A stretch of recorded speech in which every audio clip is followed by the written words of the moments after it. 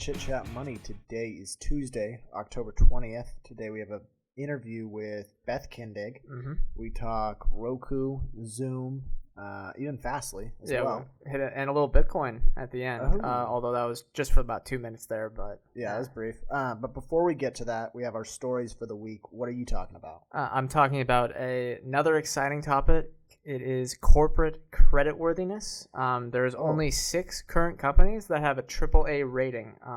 And if you don't know what that is, I'll explain it when we talk about it. But yeah, the corporate credit is not.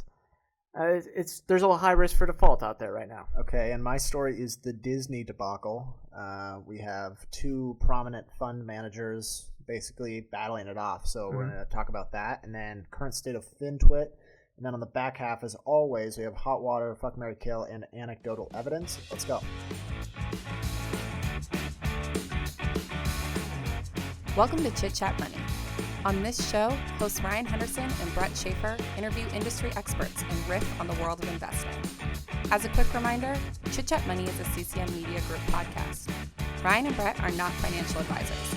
Anything discussed on Chit Chat Money by Ryan or Brett or any other podcast guest is not formal advice or a recommendation. Now please enjoy this episode. All right, welcome in. You want me to kick things off? Yeah, go ahead. Okay. This is the fun one, so. Yeah, the Disney debacle. Last week, Dan Loeb, am I getting that right? Dan Loeb, from Third Point Capital, wrote a letter to Disney stating that he would like to see them cut their dividend and go all in on streaming. I think a lot of people heard about this because it kind of got all over the news. And so Loeb is an activist investor, and apparently he doesn't traditionally have like a super long time horizon. Most activists don't, I imagine. You come in, you make change, basically get some shareholder value out of that change. Then flip it to the long-term shareholders, right? Yeah. But there's also some activists that are more long-term in nature. Anyways, so in his letter he stated, by reallocating a dividend of a few dollars per share, Disney could more than double its Disney Plus original content budget. So basically his argument was that cut the dividend entirely and just go all in on streaming. And there was a little bit of backlash to this. Some people were a fan of it, some people weren't. But Chris Bloomstrand, who runs his own fund, Semper Augustus? Semper Augustus, yeah. Berkshire Hathaway expert, if anyone. I mean, he's the go-to guy on them. So. Yeah, he's a great investor, great writer. He wrote a rebuttal letter stating that he opposes Third Point's views. At one point in the article, he says, "It seems concluding that the tens of billions, even hundreds of billions of dollars being spent today on content by traditional players like Warner Media, Discovery, Viacom CBS, Fox, and Comcast's NBC Universal, plus upstarts like Netflix, Apple, Google, and whomever else will equate to healthy returns on capital for those who outspend their rivals. Spend on crap, and you might as well light money on fire."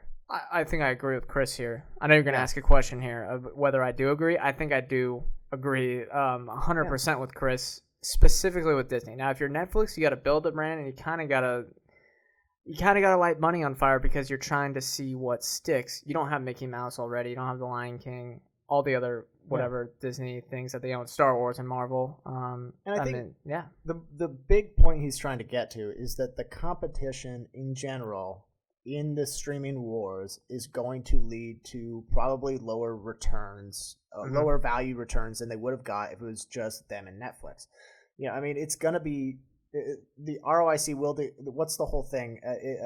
If you're in a high ROIC business, and that's return for anyone that doesn't know, that's return on invested capital. I know a lot of people don't know what that is. So that tends to attract a lot of competition, and in turn, the ROIC tends to decrease because competition provides dollars to the competitors. So it ends up being sort of, I mean, it's going to be a more crowded space as time goes on. And that's not a hot take by any means, but I mean, we can see Netflix was the high ROIC business, correct? That's what you're inferring, right? And he goes on to state his ideas for capital allocation as opposed to just streaming. He says, retire a portion of the debt used to acquire Fox, as well as the debt taken out for liquidity to cover COVID costs. Make any bolt-on acquisitions that add to profitability and Disney's brand, repurchase shares, increase CapEx for the parks or the studio and media business. Which strategy do you like better if you were a Disney shareholder? Go all in on streaming or keep doing what you're doing, essentially? I agree with Bloomstrand. They have enough capital to invest in streaming, and since they could probably spend like a third or maybe only half of Netflix's budget and still get the same quality and value provided to the viewers just because of the Disney brand, where you have a few hits per year, you can see them transitioning either from that movie business that was like 8 movies or whatever per year, or it was probably more like 15 if you go from Pixar and Marvel. Yeah. And Star Wars, like 1 a year. They didn't have to spend as much money on like a ton of movies. They could just do a few, but they were all hits. They could do that on streaming, and they could be movies, TVs, documentaries, whatever. Mm. That could be a way to win, and it's just a competitive advantage because of their brand. You don't need to try to become Netflix when you don't have to be. Now, Amazon Prime has to try to do that. Apple TV Plus has to try to do that, and a lot of other players do, but Disney has an advantage where they don't, and they have a lot of other profitable businesses too. I mean, they're maybe not profitable right now. Right, true, yeah. But it just, I mean, if you're in Disney's position, do you think it's really a good idea to go all in on anything? No.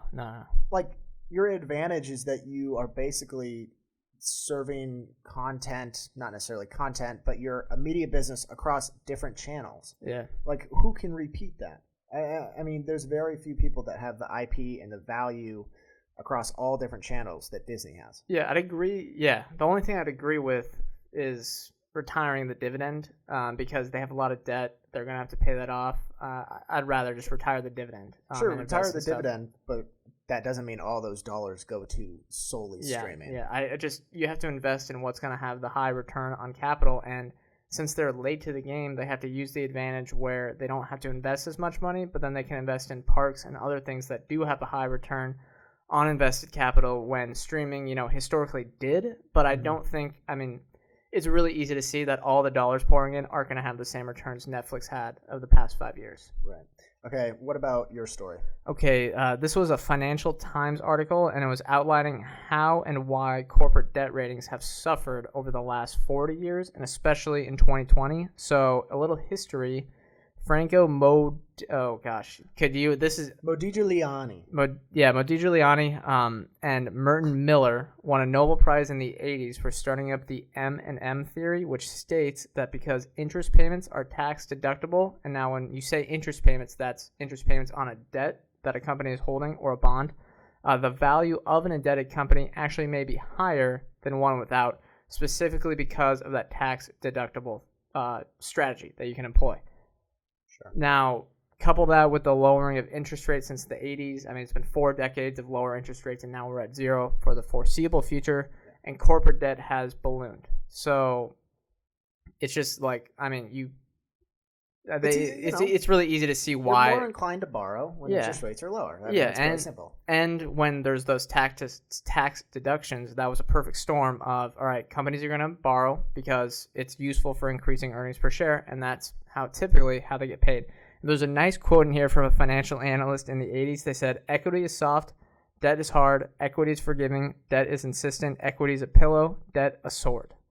That's pretty eloquent, and I think it makes sense. So equity might dilute shareholders a lot, but debt, if you use it correctly, is better, but it can also lead to, easier bankruptcy, right? It's more alarming when you see high debt numbers, but it can be a huge advantage. Like, it can be a huge tool to propel growth, and I think people tend to overlook that. Especially if you have, stable cash flows, and you can get debt at a low interest rate, which not everyone can get, which I'll say below here. So 4 decades ago, 65 companies had a AAA rating for their bonds.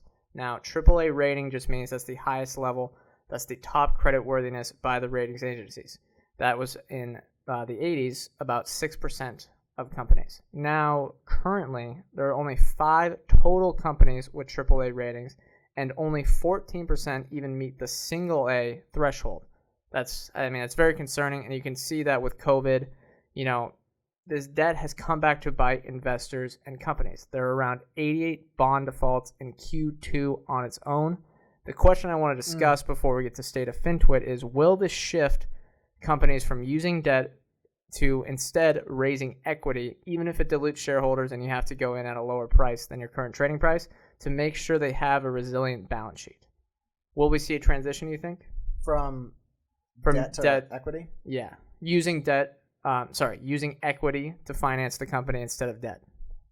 Yeah, I mean, I feel like we're starting to see that. I'm curious why the credit worthiness is down. Is it higher? Is it more stringent rules around, like, from the ratings agencies? It's just the quality of the company and how much debt they have. So it's basically a AAA rating means you're almost guaranteed that the company is going to pay you back. And then like a B or whatever, or even a triple C, means that the rating agency, and they're not perfect, but they estimate that it's going to be, if you're a bondholder, you might not get made whole. You know what I mean? Hypothetically, if you have issued more debt, it makes it harder to have AAA rated debt in the future. Right? Sure, yeah. Because it essentially is risk. Yeah, because they lower that rating just to make it so it doesn't entice executives, and it makes the debt like harder to pay off. Just intuitively, like that old debt is still there, so you're not going to be able to pay off that new one right away.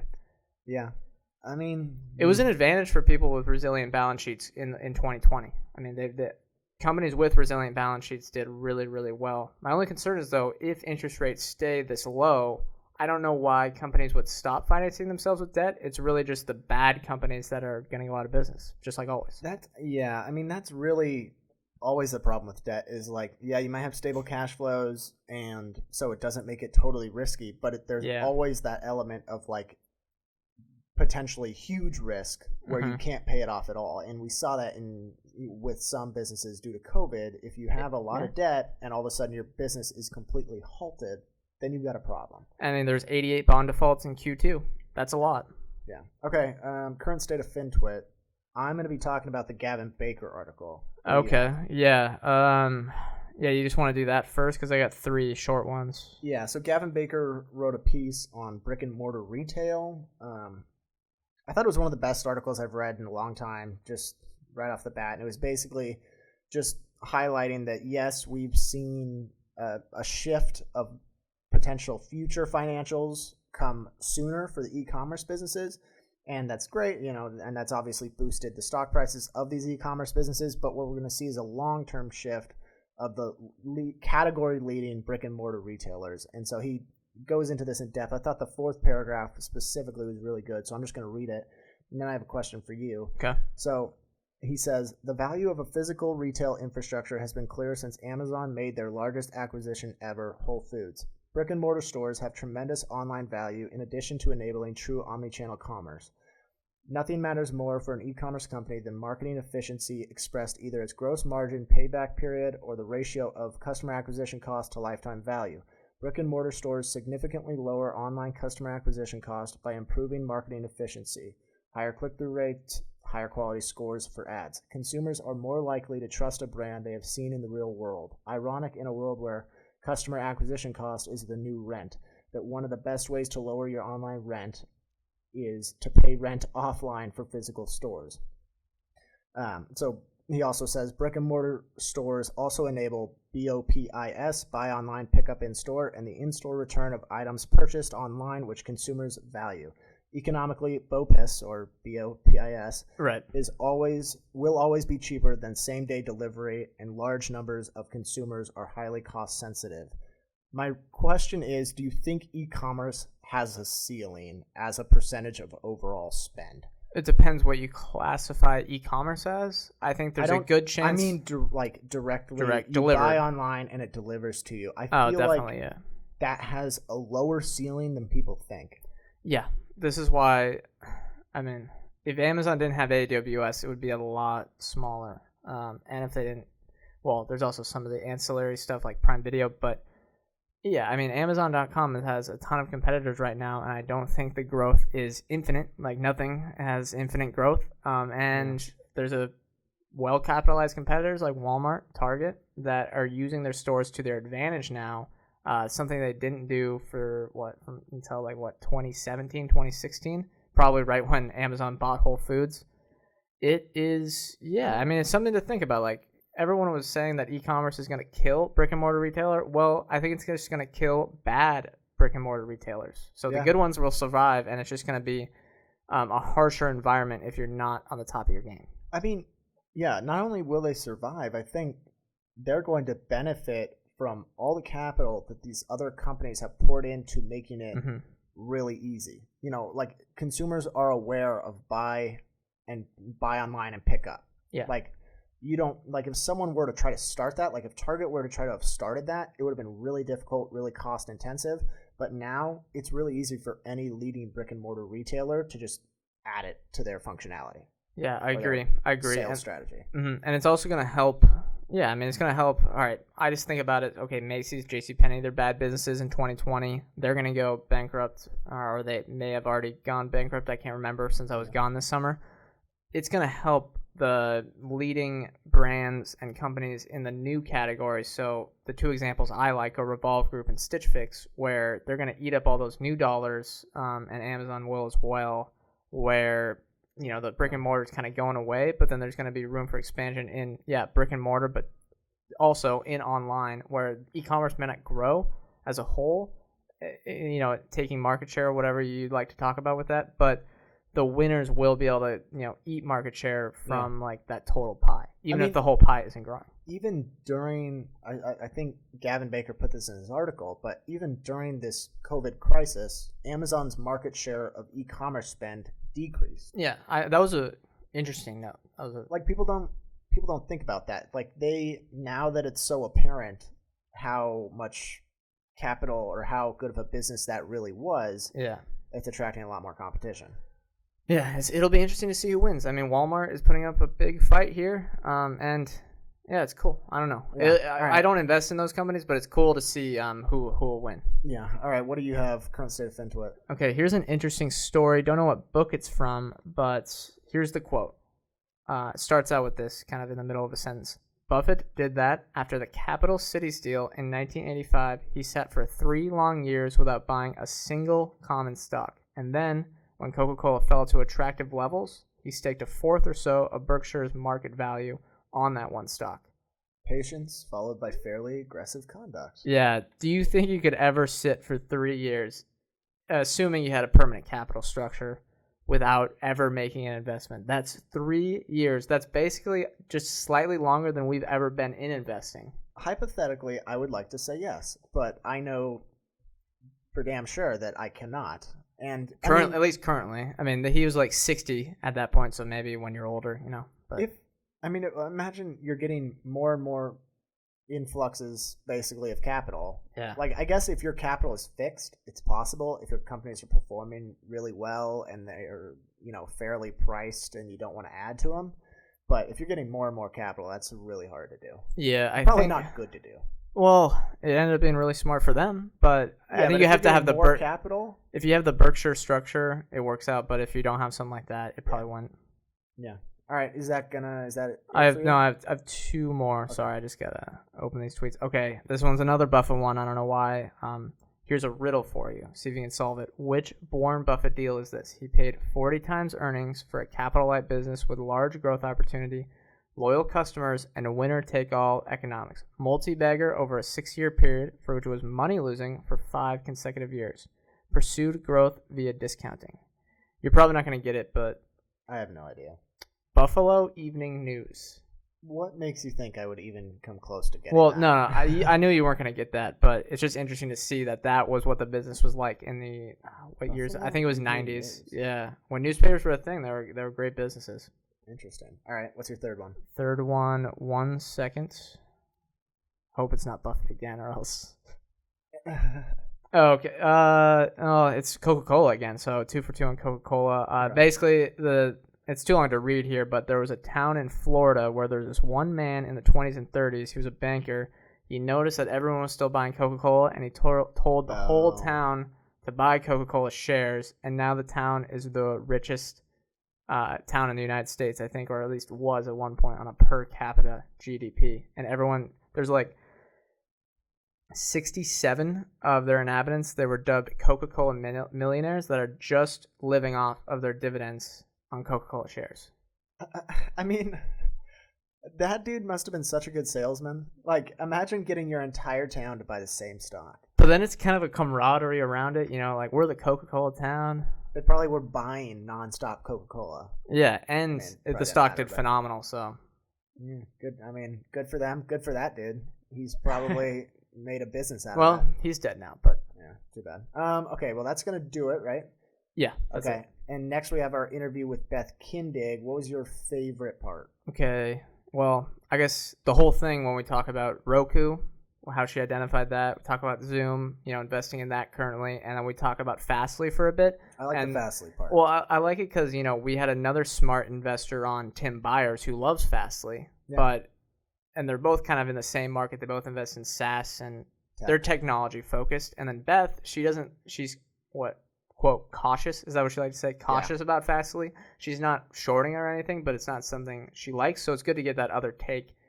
Because you want to see those contradicting opinions. Yeah. All right. Here you go. Today we are welcomed by Beth Kindig. Beth is one of our favorite tech analysts here at Chit Chat Money, and you can find all her work at beth.technology. Am I getting that right?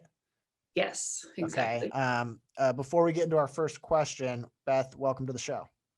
Thank you so much. Yeah, I'm really happy to be here. So how'd you get started, just to begin with? Why'd you choose investing? I suppose I chose investing because I like to make money. I have found that I can make other people money, and I find it to be very exciting. So I guess when people talk about investors, they talk about like passive investing and active investing.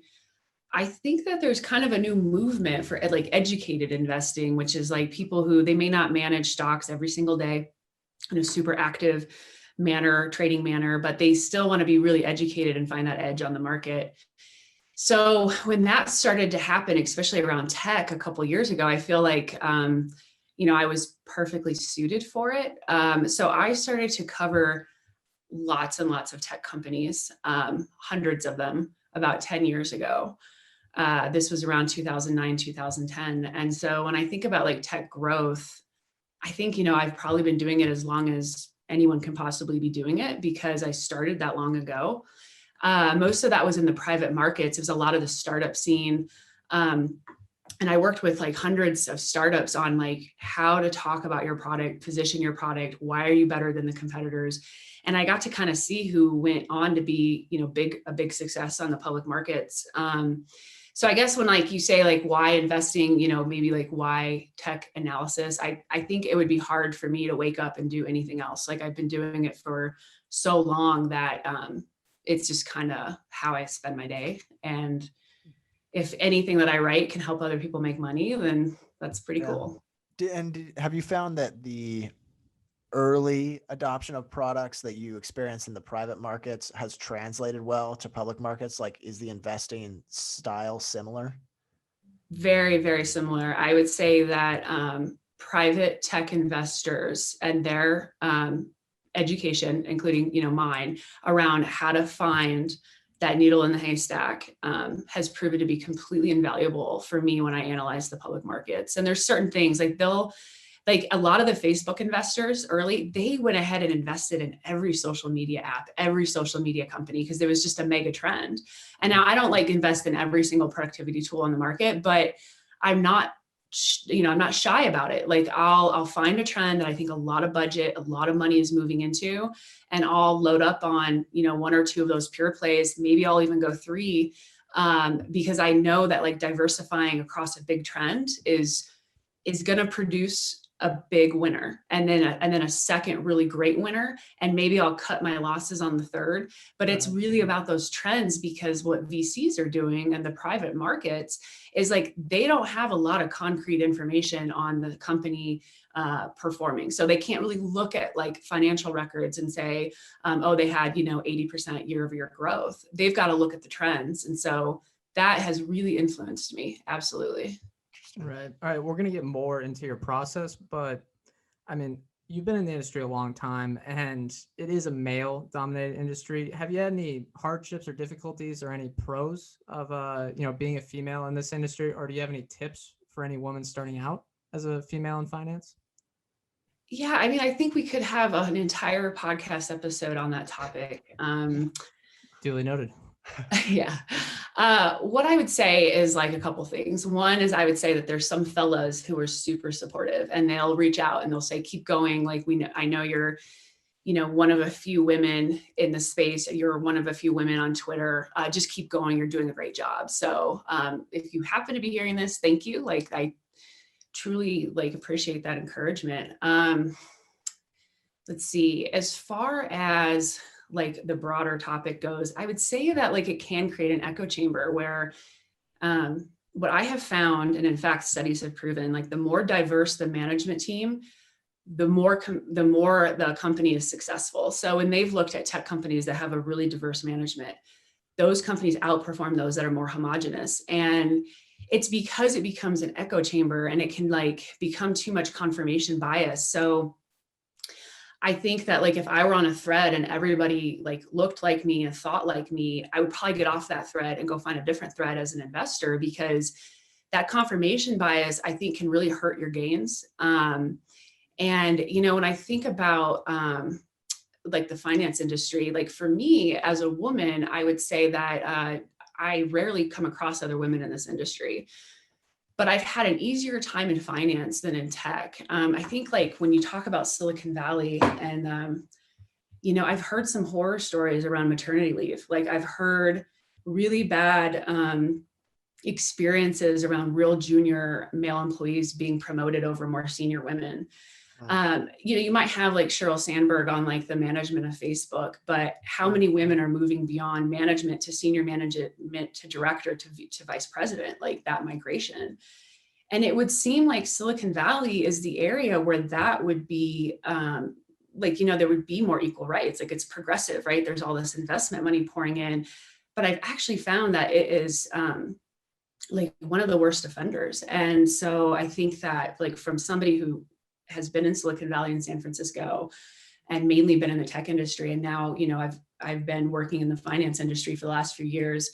I much prefer the finance industry, to be honest. So I think that it might be surprising for people to hear that about Silicon Valley, but they've got a little ways to go when it comes to addressing those issues. So I mean, that's very interesting. I would have thought it was the other way around. Yeah, but yeah, I think from the outside, you think these are big progressive thinkers, but there's actually been somewhat controversial comments made around how VCs will choose who they invest in.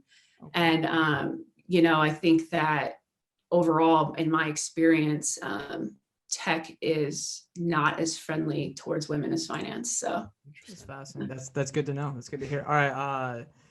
We'll get into the process then for how you actually make your investments. The slogan on your newsletter, which I think, has thousands of people get that newsletter. I'm one included. The slogan is "The best gains come from getting in front of the herd," which you mentioned a little bit before. How do you do that? What specific research do you go after? Yeah, so it takes a lot of time, a lot of time. And I think that that's where, whether you use my service or another service, I know that you guys have worked with the Motley Fool in the past and a couple others, get a good service, because I think in order to get in front of the herd, you're going to have to spend a lot of time. We're the herd is interesting because it's not just in your mind, you might think it's a lot of people, but it's actually a lot of machines. So that's good news though, because the thing about machines is they can't really, in a granular manner, figure out what makes one tech company better than the other.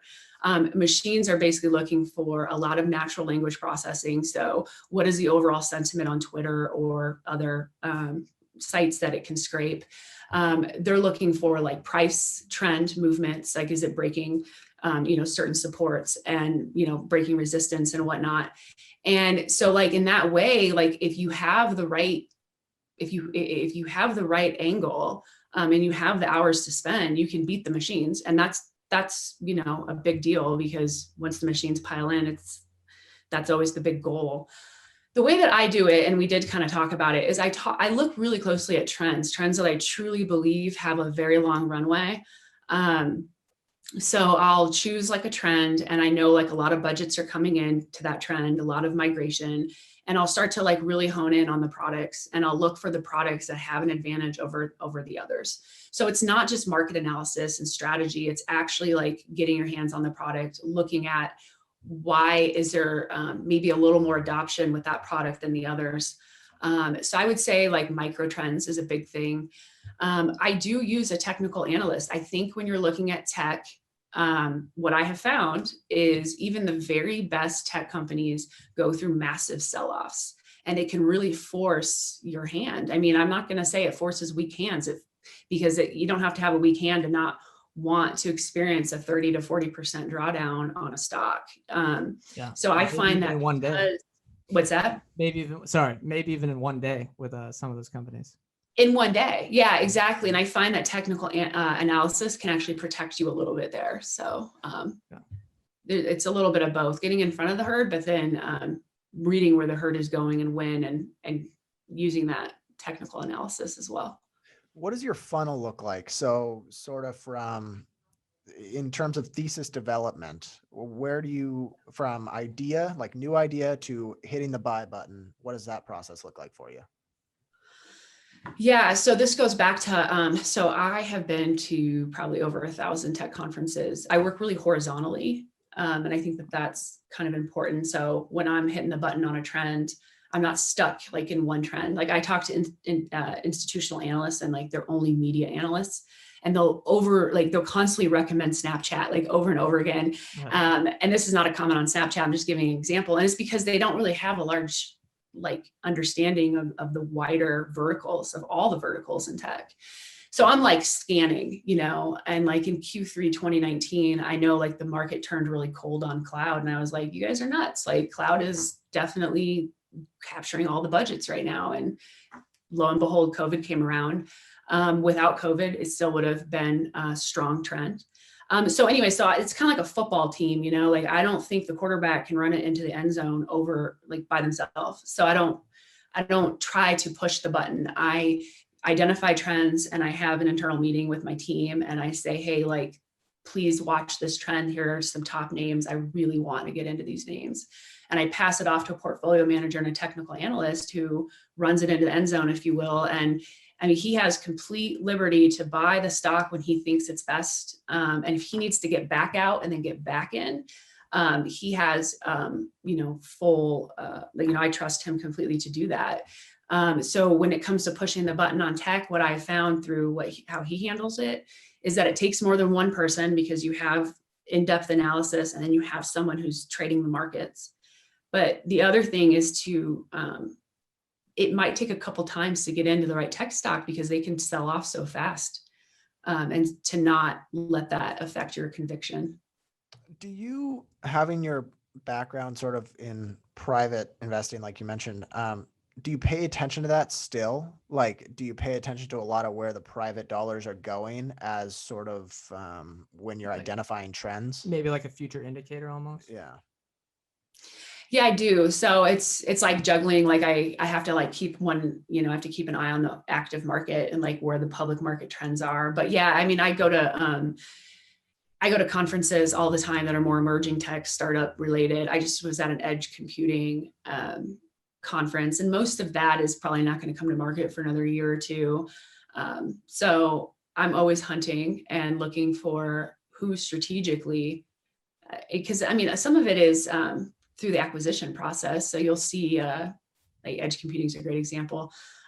There's going to be some really scrappy little startups there that'll probably get acquired because the bigger players aren't going to be able to like develop that themselves. So when you start to see those acquisitions, that's kind of that's a good sign. Telehealth is a great example. There's a private company that VC dollars are just pouring into right now. They're trying to compete with Teladoc. But that says to me, hey, Teladoc's probably a good stock right now. So watching all that is key. Yeah, absolutely. It sounds like you're focusing a lot on whether it's through the tech conferences or whatnot, you're focusing a lot on like the product itself. And it seems like we're kind of at a crossroads now where we've seen this huge dispersion between the software companies and the more traditional businesses, thanks to COVID. And people, a lot of traditional finance investors are like, well, there's no moat in any of these businesses. It's just a really good product. I'm curious if you think having a superior product in and of itself is a moat for a business. It's a superior product, a moat. I would say no, but I would also say that you should probably get really comfortable with there being few moats in technology. The whole industry is created from disruption. So it's all about how to disrupt, you know, the other company, the competitor. It's very agile. So it requires keeping up on a lot of product launches and announcements and things like that. So when there are, of course, moats, I would say the most, you know, the moats that might be the sturdiest or the most protected would be, you know, high switching costs. So does it take a lot for your developer team to like relearn a language or relearn a platform? What are, you know, could there be downtime, and will your customers have a less enjoyable experience because you're about to switch, and it could create some friction there? So like when I think about Facebook, I'll just give you an example because Facebook is so widely understood to some extent, is like, I don't think they had a moat in social media until they launched Audience Network, which was an ad exchange that started to mine data, whether you were in Facebook or not. And it was mining data because it was inside of all of the other apps acting as an ad exchange. So if you had gaming apps or you had finance apps, they were using Facebook's ad exchange product to serve those ads. And that's when the moat started to set in, because they were able to get in millions of apps. I think I don't want to say millions, but it was close to about 1 million apps. They were in the high 800,000 or something. And that was the moat, was that like now you've got so much data from so many people that even if a social media app has 1 billion users to compete with you, it's really all about like how much data they were collecting. So I'd say there are very few moats, but that doesn't mean that, you know, you can't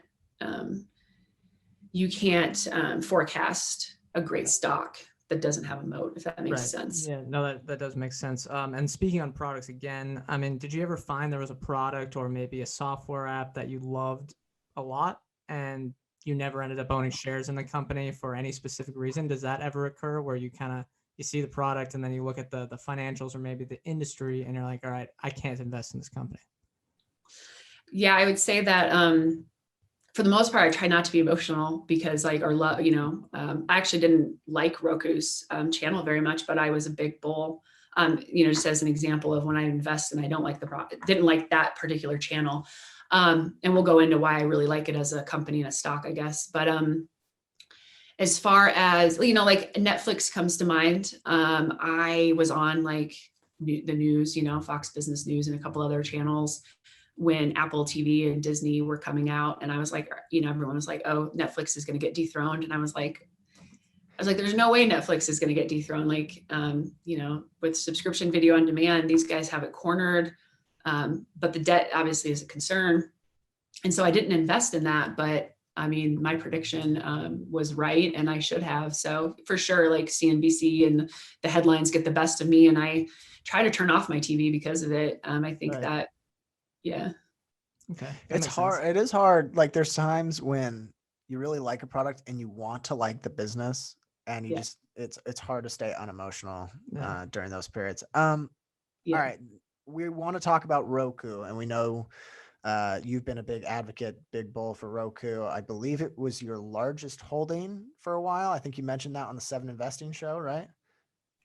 Roku, Zoom, and NVIDIA are the 3 largest. Yeah.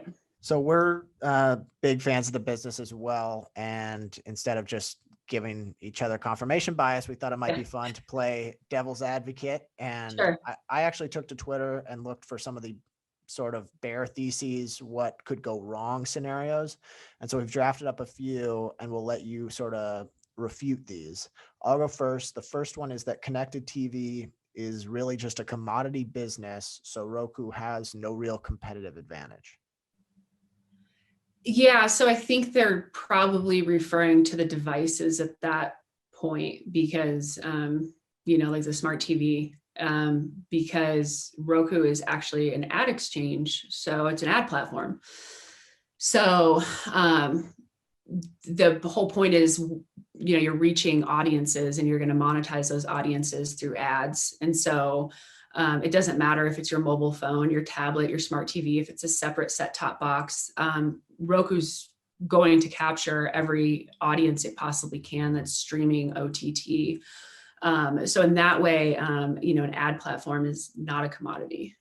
Okay. Yeah, that makes sense. I do think a lot of people, they did focus on the hardware when it came out because that's what it feels like. It was just a hardware business, but people don't realize when you just look, you just got to look at the income statement and they make line. It's right there. It's right there. They make all their money on advertising.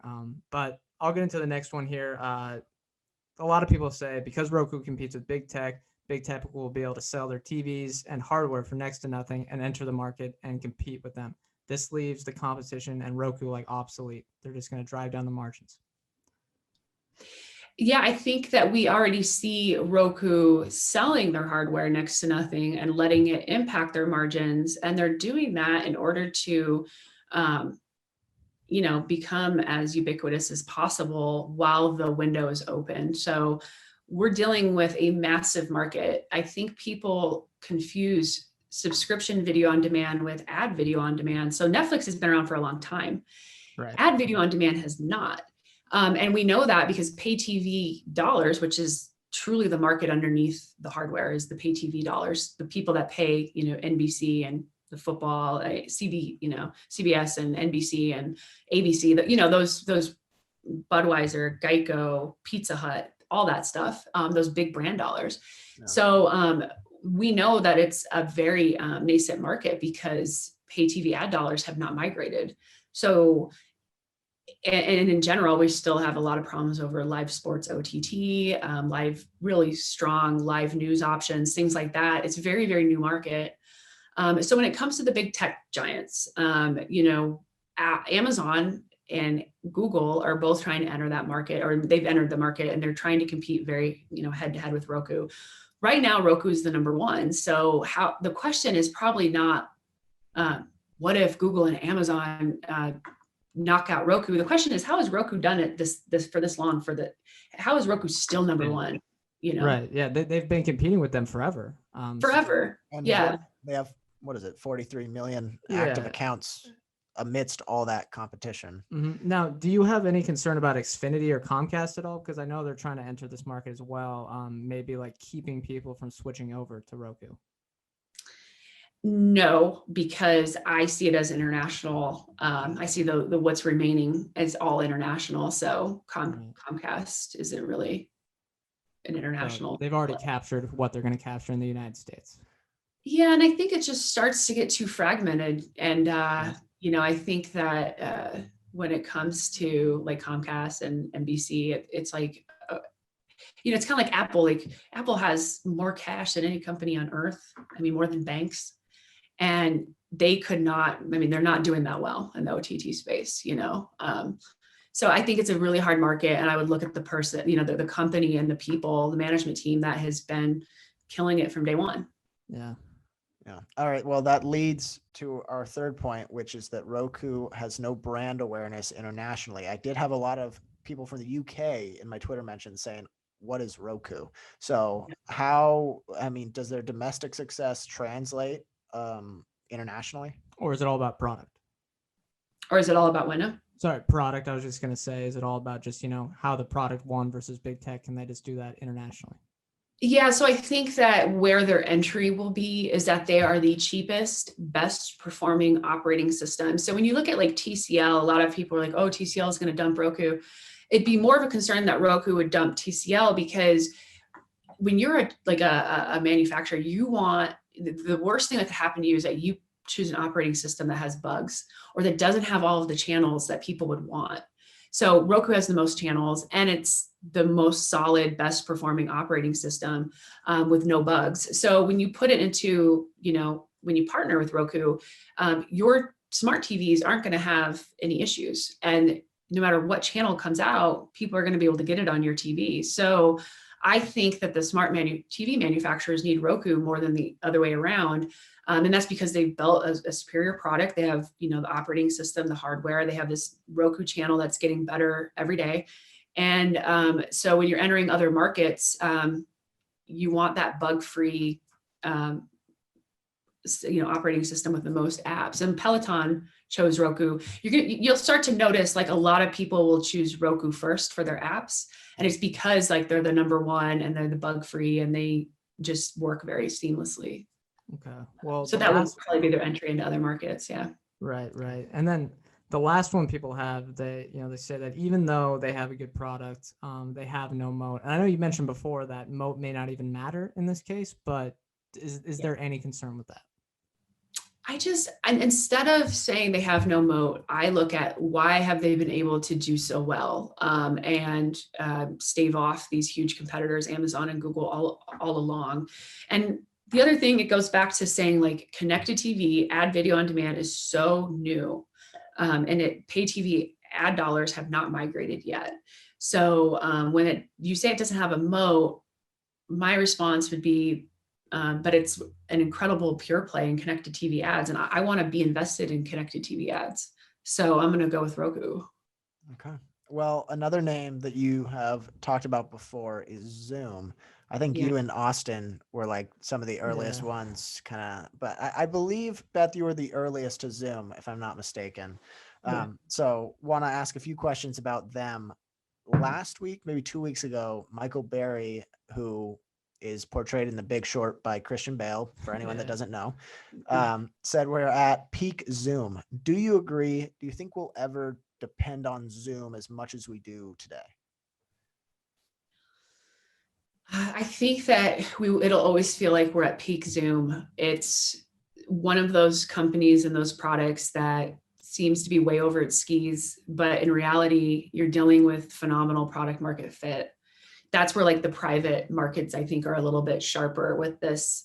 They truly believe, the private markets truly believe that one product can rule them all, so to speak. And so they're constantly looking for that one product. And they're looking for like, where does like user adoption occur so seamlessly and become viral, where, you're sharing it with everyone around you, that it can just eat up the addressable market. And so I think the private markets kind of have that mentality, where the public markets, it just seems to come from a lot of caution around tech. It's like, oh my gosh, like what if Zoom pulls back? Like, I had said in another interview, we're dealing with a company that posted up 355% year over year revenue. I don't think we've ever seen that in any company in the history of the stock market. If we have, please let me know. I would love to know who else has posted that. That is showing you exceptional product market fit. And I personally don't stand in front of those trains. I get out of the way and I, jump on board. But I basically was early Zoom. I covered it at the IPO in September. I said to my premium people, like, Zoom is going to be a viral product because of its mechanism at getting rid of passwords and sign-ons and having to download software on every device and all this friction that Cisco and the others create. And then in January, Knox entered around 62. So we have an early track record with it. But as far as peak Zoom usage goes, I think that could create a lot of great headlines. But that's, again, why I think it's good to turn off CNBC. And nothing wrong with CNBC other than it'll fill your head with headlines that are more like clickbait, and it's for entertainment. It's for entertainment. So yeah, I guess I would say that, I'd say to him, like, tell me, where is it going to go after 355%? Is it really going to settle down to the 40%, 50% range? Mm-hmm. I think we have a long runway right now for Zoom, and I think the financials show that. So okay, they use so they don't use a usage-based pricing model, and the concern with a lot of people per seat. Sorry, they use a per seat model. They use a per seat model, not a usage-based model. So do you think a hybrid work from home environment would affect them at all? Would people, would it diminish any of their pricing power with their enterprise customers, or to make them so maybe someone would choose less seats if they're, going to the office more often? Yeah, I think, are we going to see another 355% year over year revenue quarter? Probably not. But is Zoom going to continue to lead the pack of cloud software and productivity tools? I think there's a huge chance it does. When it comes to the next phase of what we're going through with shelter in place or work from home, this kind of goes back to Roku, which is why I always liked Roku too from IPO, is that I like the management team, and you have to eventually say the person who did this is going to keep doing it. Right. It's like I trust the Zoom management to continually innovate to serve the needs of web conferencing and productivity tools, basically. Yeah, it's Eric Yen. Is that am I getting that right? Yeah, I don't know how to say his name, but he is good. Yeah. Another note, you at the beginning of COVID mentioned that you were interested to see whether or not a per seat based pricing model or a usage based pricing model would fare better if companies started cutting their budgets. Did you find anything out on that? Well, it seemed like per seat got hit first. We saw with like Alteryx and a couple others. Slack, even I'm a Slack investor. We saw that some of the per seat got hit, and now we're hearing usage might get hit. Some of the pull forward usage, we saw that with FSLY. Netflix had warned way back when, and I know it's not a cloud company, but they had talked about the pull forward right from the very get-go on subscriptions. So this is where I'm at. I always plan for both scenarios, and I'm not a bear or a bull. I never will be. I always am going to look for the best stocks in the market. That is just how I operate. And I feel like everything is going to be an opportunity to find a different stock if I needed to. But I think that the longer this draws out, we will see more of an effect on cloud software and that may seem like common sense for every industry, but tech has kind of had a lot of optimism around it. And I think the longer this goes on, we're dealing with budgets are going to get really constrained, and it's going to become maybe an issue. So, Q3, Q4, we could start to see more effects, and that may seem like a no-brainer, but I don't think the market has fully priced that in. Okay. No, that definitely makes sense with where things are trading right now. Last one on Zoom specifically. I know it's hard to say with a 10-year time horizon, but where do you see Zoom looking like in 10 years or maybe even a little shorter? What other avenues do they have for growth here?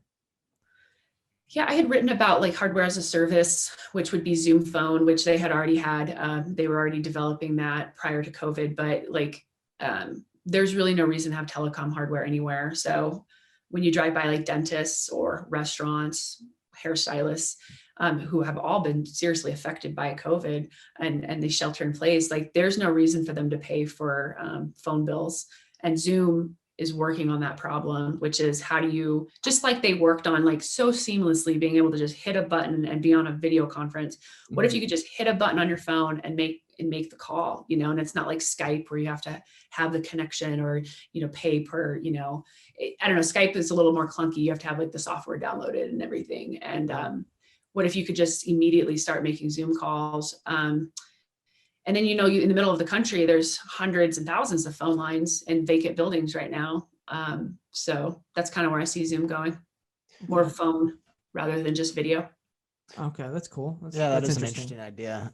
We have some extra questions that we put down here in case we had more time. Do you want me to go, or you want to go? Yeah, I can hit the first one. Okay, the first one is you've mentioned that you're a little cautious when it comes to FSLY, which ended up being rather good timing. Yeah, good timing for this interview. Yeah. Why are you cautious about FSLY?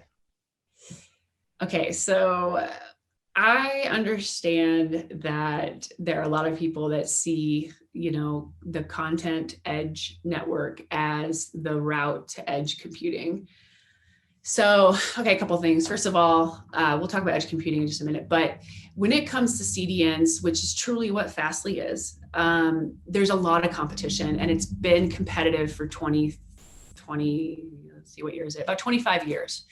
And so I tend to look for really brand new markets. And now I understand that, content app developers will say that they're delivering content under 20 milliseconds, therefore it's edge. And I get that. But when I'm going to invest in edge computing, I'm looking for new use cases. So I'm looking for, the people that are going to solve autonomous vehicles, that are going to solve robotics manufacturing, because, the robotics can communicate so seamlessly and so quickly that we can start to bring manufacturing away from China into the United States. I'm talking like big problems that are going to be solved from edge computing. I'm not talking about Shopify's app, the content being downloaded way faster because of where it's hosted. I'm not talking about, like that to me is an older market. And I saw the pull forward happen with the coronavirus, and I get it because more people were home, more people were shopping, and needing that content much faster. But for me, I like brand new markets. I like few competitors. And if there are competitors, I'm just saying that CDNs are sharky waters. Akamai is there, obviously Cloudflare, Fastly, those guys, and there's a couple other smaller ones. But then you've got Amazon moving in, and Microsoft. They're not going to let people on their territory for edge computing when it comes to true edge servers and where this is going to go. They say, like Gartner says, 75% of the content and data is going to come from the edge. But that's probably going to be answered by the people who have the origin servers, which is Amazon and Microsoft. So I just think Fastly is not as much of a slam dunk as the market thinks. And so I just kind of voiced that, like back when it was, skyrocketing, is like, for me, I don't see a slam dunk. It doesn't mean they can't pull it off. And I'm always for everyone making gains, but I try to really stick with slam dunks. So. Okay. No, that makes sense. All right. Before we get to the wrap-up questions, I have one that is kind of off the radar. I think you wrote something before that you are an owner of Bitcoin. And you said that people misunderstand that it reduces costs within the fiat system, if I'm correct. So why do you own Bitcoin? And you may not anymore, but and then why does it reduce friction? Okay, so Bitcoin allows you to pay, like if I want to pay you right now, I don't have to go through the centralized system, and that reduces fees. So the system, our financial system, is completely bogged down by fees and by middlemen. And this isn't just like you and me wanting to like fight against like the federal government or something like that. This is like truly like even like hedge funds and big bond purchases and things like that. Like they want a way to transfer money without it costing so much and being so delayed. So like we run our site off Stripe. Stripe like completely robs us. And like, I totally get that people like the product, but they take, 3 to 4%. And then anytime that there's like a dispute, they want you to pay for they're just constantly paying for these transactions. And there's no reason to, because I could just pay you directly. Square is super interesting to me there as well, because I know Jack Dorsey is really into blockchain, and whether you want to be into the Bitcoin market or if you just want to be in the blockchain market, change is going to come, and people are going to adopt it very quickly because it solves all of those fees that are just like, they just pile up. It's one of the most broken areas basically across most industries. I would say financial payments and decentralization and blockchain have the biggest pain that they can solve, and healthcare is probably the other one. We're solving serious like debt and bills and payments like that don't need to be piling up like that. So bringing all those products to the 21st century, right? That's kind of for sure. Yeah, those are two areas where so Bitcoin, back to Bitcoin, like I think people look at it as like this like really like rebel like thing, but it's actually not. It solves a lot of problems. It was a very genius protocol, and it allows you and I to pay each other without having to pay some middleman that we don't need anyways. So. Okay. Final wrap-up questions. We ask these to all our interviewees. First one, what is one financial saying that you disagree with? One financial saying that I disagree with, how about like, it's kind of like a philosophy. I don't look for cheap stocks. So the idea that I'm going to find like discounted stocks and buy them up or cheap stocks, like when I look at the list of tech companies, let's say take cloud software, anything that's like a 10 price to sales or below, like I've just found my garbage list, like these are the companies that are least likely to make revenue in the future, that are least likely to become profitable, that have the worst margins, and probably will never find product market fit. Like for me, like I don't go with discounted companies. So that would probably be the one thing. I'm not saying pay, 50 price to sales, but I am saying that, this mentality to find companies that are discounted or cheap, that may work for Warren Buffett. I don't feel like it works in tech. And he most certainly didn't think so either, or that, Berkshire didn't think so either with Snowflake, which they bought into at like I think they bought it around a 40 price to sales. So in my industry, cheap in value is not good. Okay, that's cool. All right, the last question. What is one piece of advice you have for anyone starting out in investing, or if you want to make a career out of investing? Okay, I guess one thing that I would say is, I guess I will end with, do I have a couple minutes or? Yeah, We can always crop. Yeah, like when I think about the tech industry and the tech stocks, like my piece of advice would be to not look at this like the .com boom and bust. Like I know tech is very expensive. I'm not saying it won't revert to a mean, but basically what we're seeing, like if you pay attention to the TikTok ban or the foundries and manufacturing for semiconductors being relocated, or what we just saw with coronavirus and COVID, where everyone suddenly had to migrate to the cloud and start using tech to communicate. We're dealing with the industry that's going to determine the world's most valuable economy, basically. And the United States government and China have clearly communicated that to us, like very clear language, as they're fighting over tech. And so the last time that this happened was not the .com boom and bust. It was probably electricity and the railroad. And I wrote this to my subscribers the other day, which is like, if the market starts to sell off, like, don't think this is the end of tech. This is just the beginning. And I would say stay close to this industry if you want real gains. I mean, I know that seems like I'm biased, but I can promise you that I'm actually just trying to encourage people to not be afraid of tech, to not be scared about high valuations. Again, I think we're trading top heavy right now. Like, I think that, anytime you find really strong tech companies between around 20 price to sales, that's a good time to enter. 25 price to sales, 30 for the best. Those are bargains. So I think that if you come back to me in 5 years, you're going to see that became more of a trend than, these super low price to sales and everyone thinking like tech is going to trade super cheap or that there's going to be a huge crash, et cetera. Yeah. So my advice would be pick good tech stocks. That's great. That's good advice. Yeah. Yeah, I'm sure coming from me.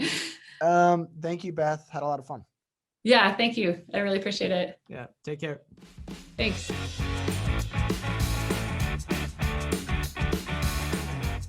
Welcome back in. Thanks again to Beth Kindig for joining us.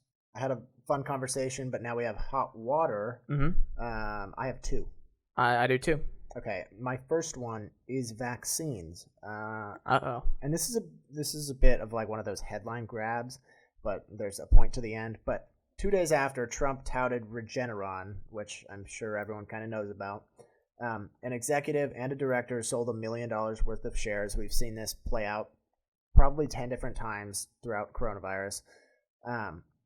Now, these share sales do have to be predetermined. But what is it called? A 501b plan or whatever it's called? Whatever, where you have to like plan your sales. Yeah. Yes, but you can plan more and you can know sort of what's coming. Also, because it's a long-term pipeline. I think 6 months is the deal you have to set out. It's like 6 months in advance, which is it 6? Spring, I think. I think it's 6 months. Anyway, the note was this year $248 million in stock has been sold versus the previous 2 years where the average was $142 million.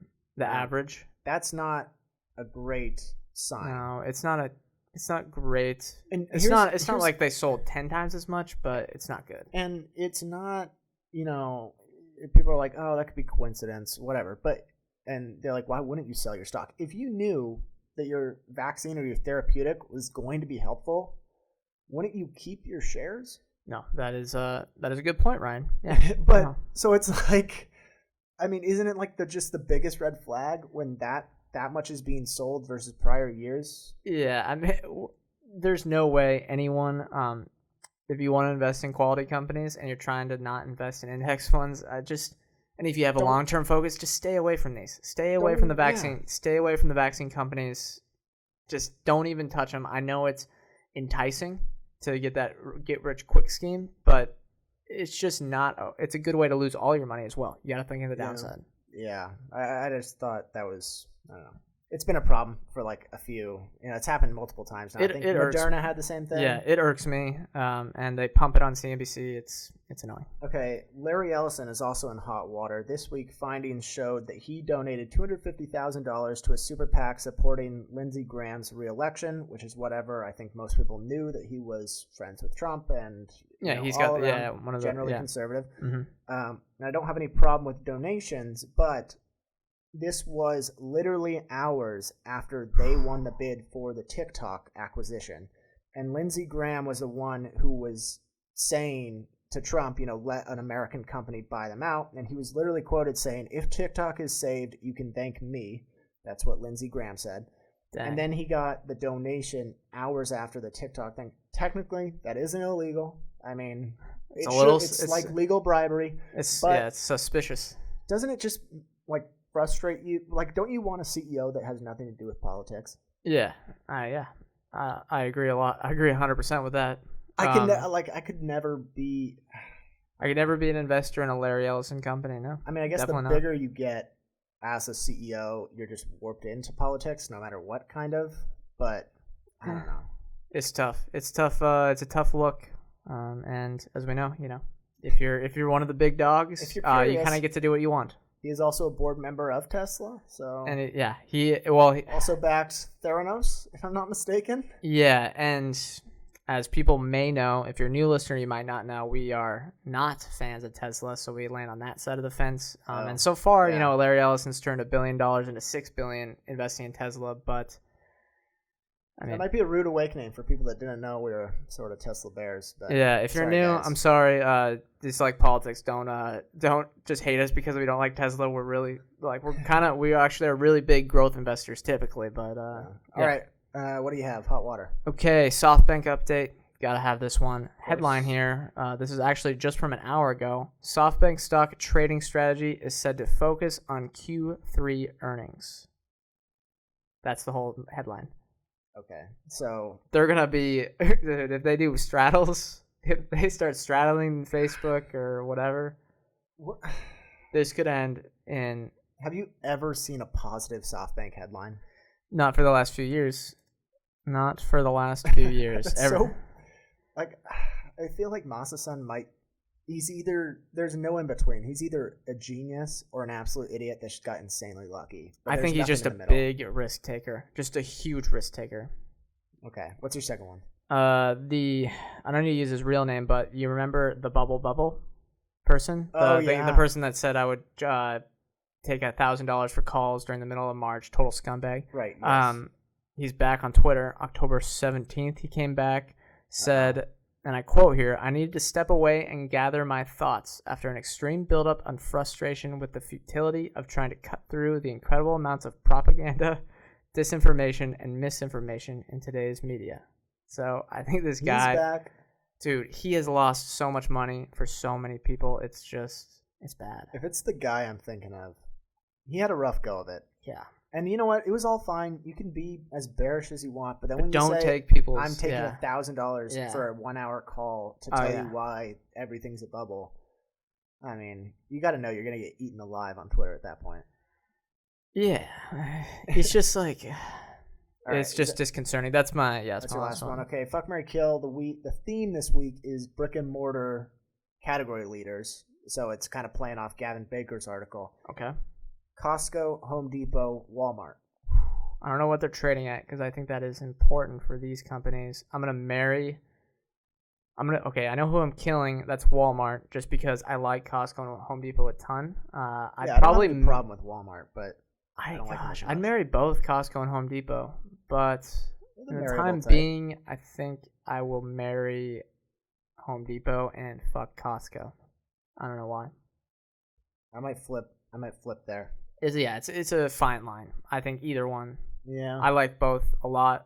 They're probably not making it into my portfolio just because they're big names that I don't think there's really much of an advantage in. But they've been some of the best performing stocks, and they have quite the competitive advantage over over others. All right, anecdotal evidence then. Do you want to go first?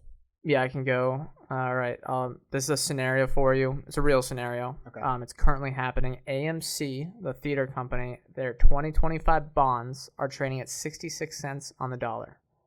If you were a bond trader, and this is anecdotally, before looking at all the numbers and thinking about how theaters are going to look like, would that entice you? Now, remember, bondholders are the first ones that get paid. So, yeah, I like the theater experience. Like I always have. I've been like a big advocate for it, and my thoughts is I would like to go back to a theater. So yeah, and I think a lot of people do. Yeah, the only problem is like they aren't showing high quality movies right now, right? Yeah, no, that's so the the thing. production's a problem, and if the production is basically their supply chain, their supply chain is dry. They can't show. I mean, I love the experience, but yeah, they're in a pretty shitty spot. Yeah, I think if I was a bond trader, that's something that would be very interesting to me. Though it's not something I'm going to invest in because I don't know anything about bonds really. But I think another point to make is that someone will buy them out. Netflix could, Disney could. They could try to vertically integrate with that. It might be more like a charity act. Yeah. Wasn't that sort of what Bezos did with the Washington Post? Yeah, but in that situation, I think the bondholders might get made whole unless they file for bankruptcy here. But I don't know. I feel like America doesn't want to let the theaters die. Yeah, it's true. They're also selling right now. You can get a whole theater if you're, I guess, a wealthy family for $99, and you can rent out a whole theater right now. I don't think you have to be that wealthy of a family. I guess $99. Well, I mean, you gotta have some disposable income for one night. Spend $100. That's just for the ticket. Get together with like 5 people, $20. But it's only for one family. Yeah. Oh right. So it has to be right. Yeah, one family. Interesting. Okay, my anecdotal evidence. I had Starbucks this morning.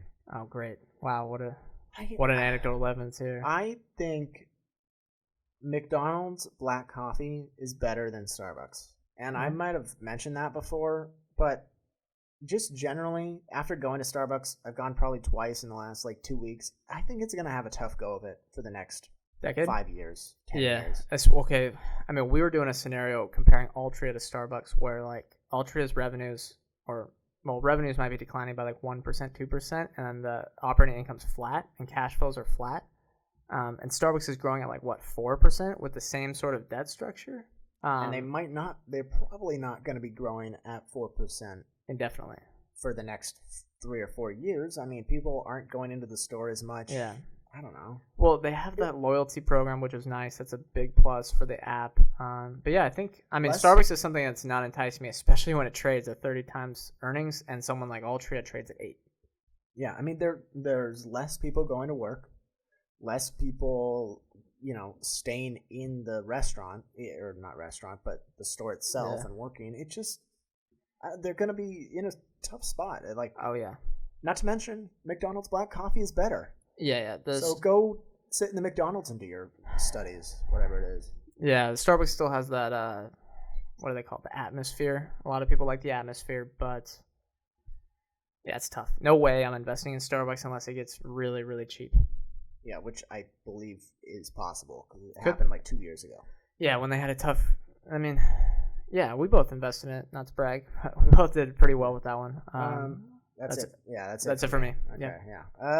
That's going to do it. Thank you guys for listening. We have our YouTube channel, so check it out. Mm-hmm. We've been getting maybe some more positive comments, less sort of not death threats, but some hate comments. Thank you to Beth again. Yeah, thanks again, Beth, for coming on the show.